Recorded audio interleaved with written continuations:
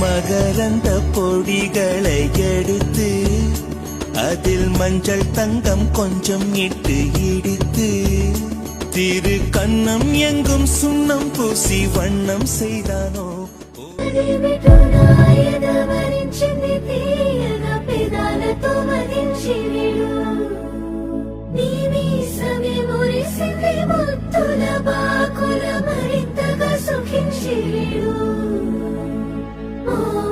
కాళ్ళకు నునులేత వేళ్లకు పూలతో నిశ్చితియనా కందుల తోటలో పూచిన జాబిలి నీమని హత్తుకొందునా